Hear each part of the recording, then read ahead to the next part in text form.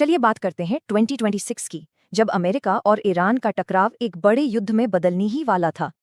और फिर 7 अप्रैल 2026 को अमेरिकी राष्ट्रपति का एक बयान आया जिसने पूरी दुनिया में सनसनी फैला दी। तो सवाल ये है कि दुनिया इस खतरनाक मोड़ तक पहुंची कैसे?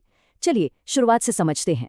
जंग 28 फरवरी को शुरू हुई और कुछ ही दिनों में 4000 से ज्यादा लोग मारे गए।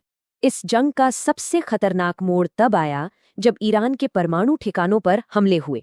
नातांज और बुशहर प्लांट पर ये हमले एक बड़ी परमाणु तबाही से बस कुछ ही इंच दूर थे। अगर बुशहर प्लांट पर सीधा हमला होता तो पूरा खाड़ी इलाका पीढ़ियों तक बर्बाद हो जाता। लेकिन इतने बड़े खतरे के बावजूद प्रेसिडेंट ट्रंप ने दिखाया कि सब कुछ अमेरिका के कंट्रोल में है। पर यह दावा तब धरा का धरा रह गया जब ईरान ने अमेरिका का एक F-15E फाइटर जेट मार गिराया। अब शुरू हुई उस लापता पायलट को बचाने की एक बेहद तनावपूर्ण रेस, वो भी वक्त के खिलाफ।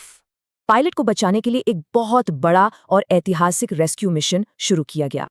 पायलट तो बच गया, लेकिन मिशन के नुकसान ने साबित कर दिया कि ईरान को कम समझना बड़ी भूल थी।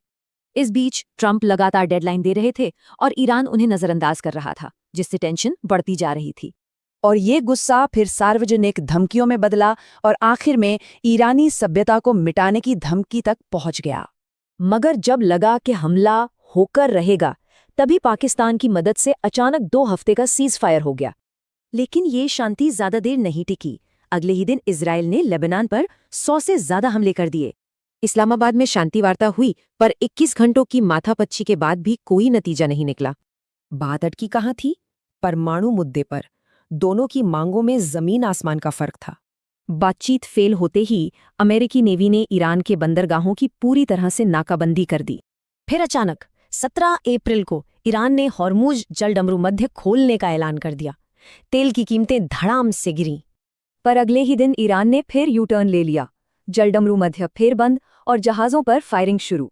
इस पूरी उथल पुथल का असर पूरी दुनिया पर पड़ा, खासकर भारत जैसे देशों पर जो बीच में फंस गए।